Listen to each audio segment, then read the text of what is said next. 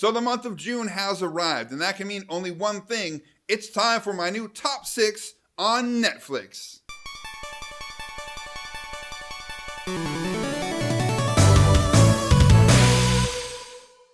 So every month I will be telling you guys the 6 different shows or movies that I am looking forward to the most on Netflix. That being said, let's get right into the month of June. Number 1 is Black Mirror Season 5. For those of you not familiar with it, Black Mirror is an anthology series in the same vein as Twilight Zone, Electric Dreams, or Tales from the Dark Side.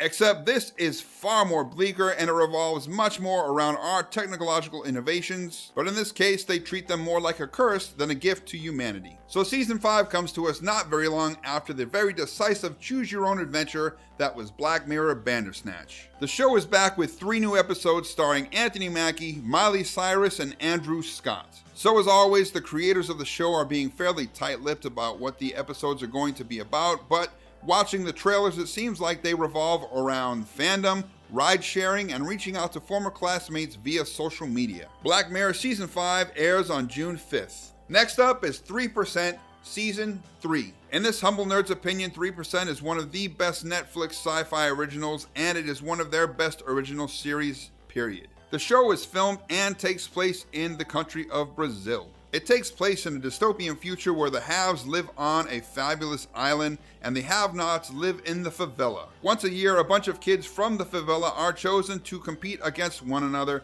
in physical and psychological tests of endurance. The winners then get to join the more fortunate on said island. Now, I'm not going to talk about what Season 3 is about or what happened on Seasons 1 and 2. I just want you guys to watch this and be awestruck at the intricacy of the plot and all of the little things they put so much thought into on this show. 3% Season 3 airs on June 7th. Next up, we have Jessica Jones Season 3. Netflix's last surviving Marvel show is back for one final neo-noir-soaked season of superhero detective action. Netflix is being super tight about what Season 3 will be about, but after the explosive events of last season, I'm sure that there will definitely be a lot of drama and possibly a great superhero duo or face-off. And as a cool little bonus, the star of the show, Kristen Ritter, is even going to be directing one of the episodes this season. You can catch Jessica Jones on June 14th. Next up, we have Dark Season 2. Dark is without a doubt one of Netflix's most creative, most dense, and most mind-bending shows by far. It is a foreign language drama, horror, sci-fi, and more rolled up into one gorgeously shot and edited package. I do not want to spoil anything about this show for you guys. I want you to go in blind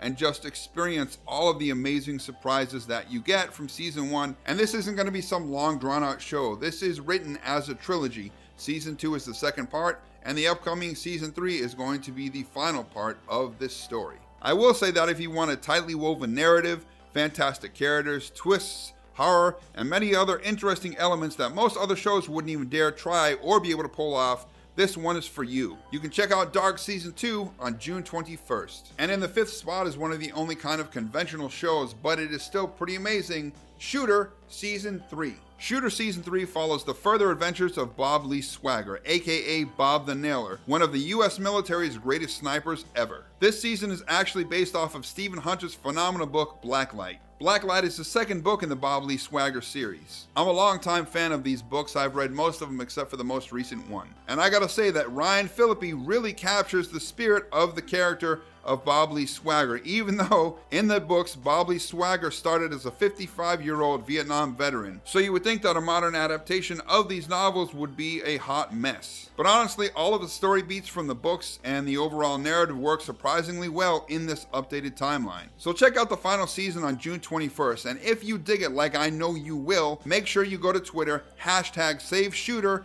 and @Netflix. Because honestly, there are a lot more books in the series that would make for great seasons of this show. Like one that happens in Japan and has the Yakuza and samurais and everything. And my last but definitely not least choice for the month of June is Life Overtakes Me. Life Overtakes Me is a documentary that I've really been wanting to see since I heard about it. The film gives us an intimate look into the lives of refugee children and their families, be they biological or adoptive. But the show isn't about how well or how bad they adapted to their new environment. It's about the phenomenon of resignation syndrome. So basically, hundreds of refugee children in Sweden fearing deportation are shutting down and going into a coma. And this is happening because they're dealing with the stress of what they've been through and what they may have to face again if they are deported. Some have been in a coma for months, others for years. This documentary follows 3 families for over a year and immerses you in their lives as these parents fight to care for their sick children. So if you're a parent or you want to know how the real world works outside of your comfortable bubble, this is definitely a documentary that you have to check out. You can have your heart ripped out of your chest and stomped into the ground by this one on June 14th. So that's my top 6 on Netflix for the month of June.